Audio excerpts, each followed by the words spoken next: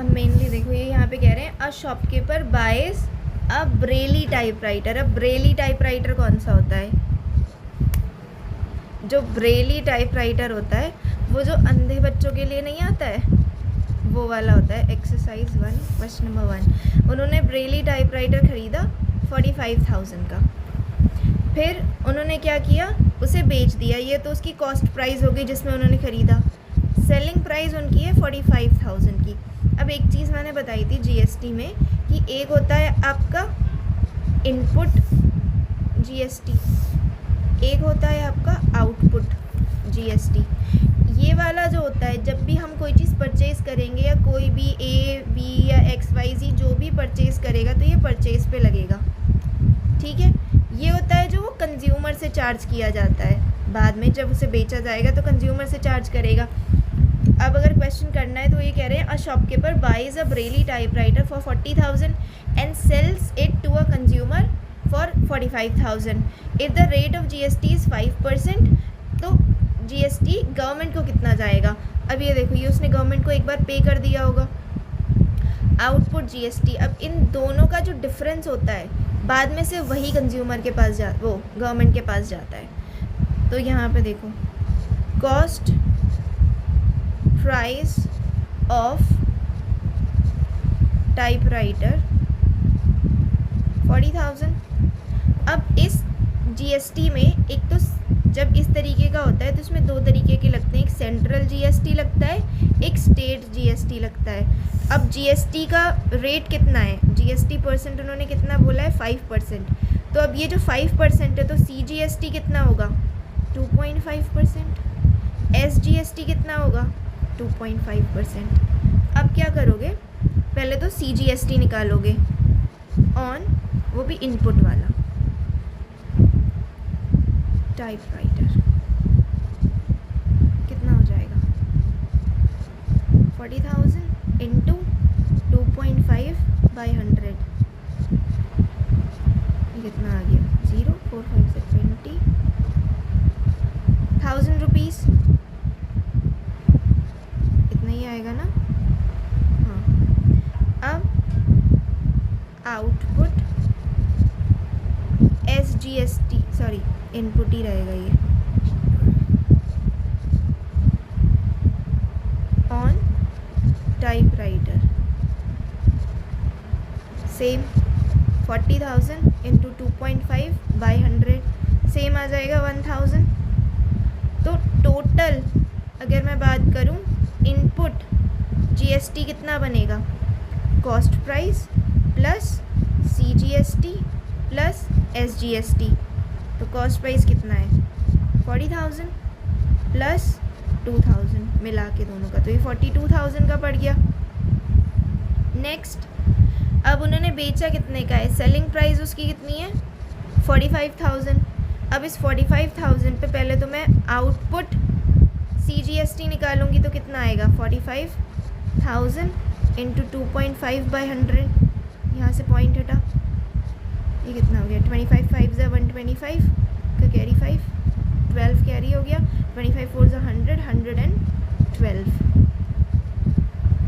फिर स्टेट का लगेगा, आउटपुट SGST सेम वही 45,000 इंटू 2.5/100, सेम वैल्यू आ जाएगी।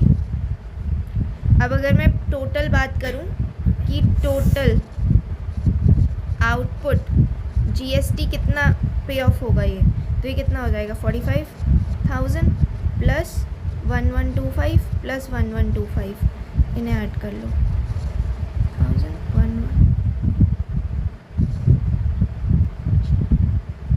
45,000 1125 1125 10 5 2 7 4 7 2 5 0, ठीक है। अब जो टोटल अमाउंट हमें पे करना है, तो अगर देखा जाए तो क्या लिखोगे? GST paid by the shopkeeper to government is equal to output GST minus input GST। अब अगर मैं आउटपुट आउटपुट जीएसटी की बात कर रही हूँ तो ओवरऑल पड़ रहा है कि जीएसटी के बाद कितना होगा, पर अगर मैं सिर्फ इसे प्लस करूँ तो आउटपुट जीएसटी हमें कितना मिला था, आउटपुट सीजीएसटी था 1125 और आउटपुट स्टेट का था इतना माइनस 1000 प्लस 1000, यही तो था।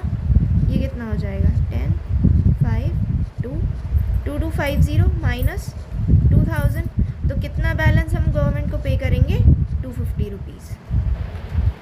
अभी कह रहे हैं a dealer buys almonds for ₹750। तो जो डीलर है कॉस्ट प्राइस आलमंड्स की कितनी है 750। फिर वो बोल रहे हैं कि and sells it at profit of 20%।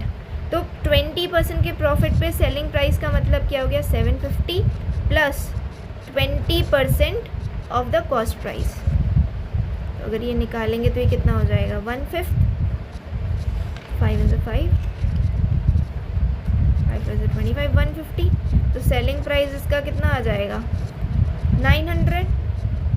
इतनी समझ में आ गई बेसिक मैथ से। तो कॉस्ट प्राइस ऑफ आलमंड्स कितनी हो गई है 750, सेलिंग प्राइस ऑफ आलमंड्स कितनी हो गई है 900। ठीक है, अब उन्होंने बोला है कि रेट ऑफ जीएसटी जो इस पर चार्ज हो रहा है वो 12% है। इस 12% का मतलब क्या है कि जो सेंटर पे लगेगा, जितना सेंटर चार्ज करेगा वो 6% है, जो स्टेट चार्ज करेगा वो 6% है, तभी तो 12% बनेगा दोनों का। इतने में कोई दिक्कत।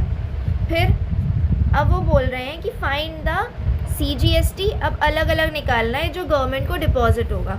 इस केस में हम क्या करेंगे, हम डायरेक्ट निकालेंगे। पहले input CGST on almonds, input CGST on almonds कितना हो जाएगा 750 into 6/100, 5 2s 10, 5 1s 5, 5 5s 25, 2 3s 6, 45 rupees आ गया। नेक्स्ट इसी पे आउटपुट सीजीएसटी भी निकाल लो। Output CGST on almonds, output किस पे निकलता है, जो हम कंज्यूमर को जितने पे बेचते हैं 900 पे बेच रहे हैं, इंटू 6/100, हाउ मच 54 रुपीज़। तो total amount of CGST paid to government will be क्या हो जाएगा, output CGST minus input CGST. इतने में कोई दिक्कत। नेक्स्ट आउटपुट कितना निकला था 54, इनपुट कितना निकला था 45, हाउ मच 46 47 48 49 50 51 52 53 54, 9 हो गया, 9 रुपीज़ आ गए। नेक्स्ट उन्होंने तो ये पूछ लिया था, तो सीजीएसटी जो हमने पे किया है टू गवर्नमेंट कितना हो गया ₹9। अब यहाँ पे निकाल लो out input SGST on almonds. तो इनपुट एसजीएसटी ऑन आलमंड्स कितने पे निकलेगा 750 पे ही निकलेगा, 6/100, सेम वही 45 रुपीज़ आएगा। आउटपुट एसजीएसटी ऑन आलमंड्स 900 पे निकलेगा, 54 आएगा। So total amount of SGST paid to government will be, अब स्टेटमेंट अपने आप लिख लेना, 54 माइनस 45 9 रुपीज़। टोटल 18 है, पर बाइफरकेट करके ये इतना आ जाएगा। अब देखो मेन क्या था, manufacturer sells a wet grinder, a manufacturer sells a wet grinder to a wholesaler. तो मेन पहले कैसे होता है, मैन्युफैक्चरर से किसके पास जा रहा है, होलसेलर के पास जा रहा है, होलसेलर से वो रिटेलर के पास जा रहा है, और रिटेलर से फिर कस्टमर के पास जा रहा है। अब जो मैन्युफैक्चरर है वो इसे बेच रहा है कितने का 2500 का, ठीक है। पहले में उन्होंने क्या पूछा है, amount of GST receive from wholesaler. यहाँ से वो 500 के प्रॉफिट पे उसे 3000 का बेच रहा है, रिटेलर कस्टमर को 3800 का बेच रहा है 800 के प्रॉफिट पे। नेक्स्ट वो क्या कह रहे हैं कि जो GST चार्ज हो रहा है उसका रेट है 12%। उन्होंने पूछा है the amount of GST received from the wholesaler. तो amount of GST received from wholesaler, wholesaler से वो भी सेंट्रल गवर्नमेंट को कितना मिलेगा। तो ये जो 12% है ये CGST में बटेगा 6% और ये SGST में बटेगा 6%। अब यहाँ पे क्या किया जाएगा, पहले तो इनपुट GST निकाला जाएगा, input CGST on wet grinder, input CGST on wet grinder कितना हो जाएगा, इनपुट वाला हो जाएगा जितने का मैन्युफैक्चरर से होलसेलर ने ख़रीदा 2500 इंटू 6/100। तो ये हो जाएगा 25 इंटू 630 क्या है 360 150 रुपीज़।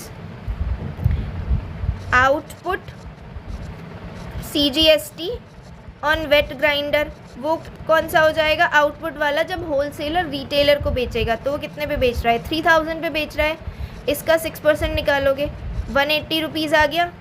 अब total amount of GST received by central government कितना हो जाएगा, output CGST minus input CGST।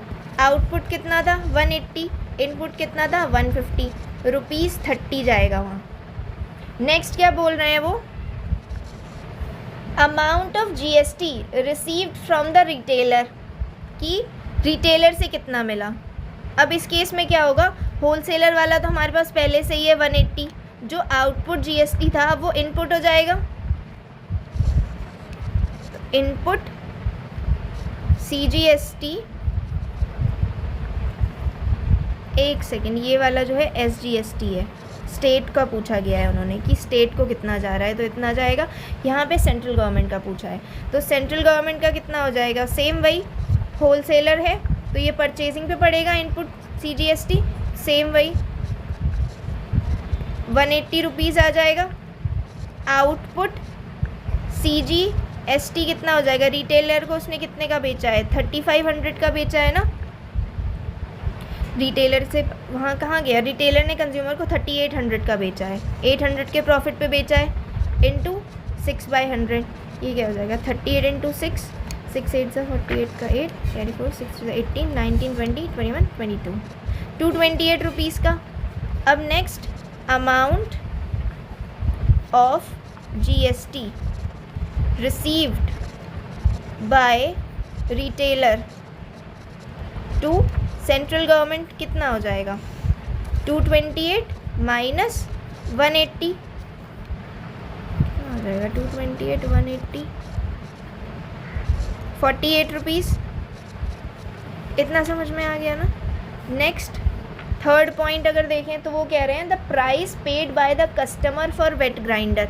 तो टोटल प्राइस उसने कितना पे किया, प्राइस पेड बाय कस्टमर, तो कस्टमर को कितने का पड़ा था वो 3800 का। अब उसे इससे मतलब नहीं है कि सेंटर के पास जा रहा है टैक्स या स्टेट के पास जा रहा है, उसके पास से लंप सम 12% जाएगा। 38 इंटू 12 12 8 ज़ा 96 कैरी 9 12 3 ज़ा 36 37 38 42 43 45 456 रुपीज़ का टैक्स लगेगा। तो टोटल अमाउंट जो कस्टमर पे करेगा वो कितना हो जाएगा 3800 प्लस जो टैक्स का अमाउंट है 456 4256 रुपीज़। मेनली अब क्वेश्चन नंबर 4 में कह रहे हैं एक मैन्युफैक्चरर है, MFG लिख दे रही हूँ, इसने जो है क्लॉक बेची, एक क्लॉक इसने बेची होलसेलर को, होलसेलर से गई रिटेलर के पास, रिटेलर से गई डायरेक्ट कंज्यूमर के पास। अब वो जब उसने बेची तो हर बार में उसे 1000 रुपीज़ का प्रॉफिट हो रहा है। मैन्युफैक्चरर ने जब होलसेलर को बेची तो 5000 की बेची, होल सेलर ने 1000 रुपये बढ़ा के बेची तो ये 6000 की हो गई। फिर रिटेलर ने 1000 रुपीज़ बढ़ा के बेची तो फाइनल जो गई कंज्यूमर के पास वो 7000 की गई। जो जीएसटी का रेट इस पर चार्ज हो रहा है वो 18% चार्ज हो रहा है। जो तुम्हारा फर्स्ट पॉइंट है वो ये कह रहा है कि अमाउंट ऑफ जीएसटी किसको पे किया गया है, पेड बाय होलसेलर, की होलसेलर ने कितना अमाउंट ऑफ जीएसटी पे किया है और किसे किया है, स्टेट गवर्नमेंट को पे किया है। अब ये वाला जो जीएसटी है ये सीजीएसटी में और एसजीएसटी में आधा आधा बटता है, तो ये 9% इसके पास जाएगा, 9% इसके पास जाएगा। अब उन्होंने होलसेलर का पूछा है, तो होलसेलर ने जो परचेज़ किया होगा उस पर इनपुट वाला लगेगा। तो अगर मैं इनपुट वाले की बात करूँ तो मैं इसे ऐसे लिख सकती हूँ, इनपुट एसजीएसटी ऑन होलसेलर, कि होलसेलर ने कितना पे किया होगा, तो 5000 रुपीज़ का परचेज़ किया था उसने, इंटू 9/100 450 रुपीज़। अब जब रिटेलर के पास गया तो आउटपुट एसजीएसटी कौन सा होता है, जो कंज्यूमर से हम वसूलते हैं, output SGST paid by retailer, ये रिटेलर ने पे किया होगा होलसेलर को, तो 6000 का उसने बेचा था रिटेलर को, उस पर 9% निकलेगा, कितना आएगा 540। अब amount paid by wholesaler to state government कितना होगा, input S output SGST minus input SGST, तो आउटपुट एसजीएसटी कितना था 540, इनपुट कितना था 450, बचा कितना 90 रुपीज़। सेकेंड पॉइंट ये कह रहे हैं the tax paid by the retailer to state government. अब जो रिटेलर ने अभी होलसेलर को दिया था वो इस टाइप के लिए तो तुम्हारा वो बन गया था आउटपुट एसजीएसटी, बट अब रिटेलर है, रिटेलर ने होलसेलर से कितने में ख़रीदी थी 6000 में, और उसने कंज्यूमर को या कस्टमर को कितने में बेची 1000 रुपीज़ के प्रॉफिट पे, तो इस पे जो निकलेगा वो इनपुट वाला आ जाएगा, इनपुट एसजीएसटी, और जो इस पे निकलेगा वो आ जाएगा आउटपुट एसजीएसटी। सेम वही कैलकुलेशन होगी, बट यहाँ ये आउटपुट था, यहाँ ये इनपुट में कन्वर्ट हो गया, इससे में कोई दिक्कत। अब input SGST paid by retailer, तो 6000 इस पे 9% equals to rupees 540। Output SGST received from customer, retailer को मिलेगा 7000 इंटू 9/100 इक्वल्स टू 630 रुपीज़। अब amount paid by the retailer, amount paid by retailer tax का amount to state government 630 minus 540, 0 5 6 7 8 9 10 11 12 13 9 rupees 90। अब next क्या, total GST collected by central government, central government को कितना tax मिला होगा, हमें ये चीज़ चेक करनी है। तो अल्टीमेटली कंज्यूमर के पास कितने में गई है, वो 7000 में गई है, तो 7000 पे अगर जो सीजीएसटी पड़ेगा वो कितना पड़ेगा, 9% पड़ेगा डिवाइडेड बाय 100, तो टोटल कितना आ जाएगा 630 रुपीज़। अब इसे ऐसे भी देख सकते हो कि जब होलसेलर ने पे किया होगा यहाँ पे, तो होलसेलर ने कितना पे किया, पहले उसने 5000 पे किया 450, हाँ, फिर उसने 90 रुपीज़ और पे किए, यही तो किया, तो 540 टोटल पे किया उसने।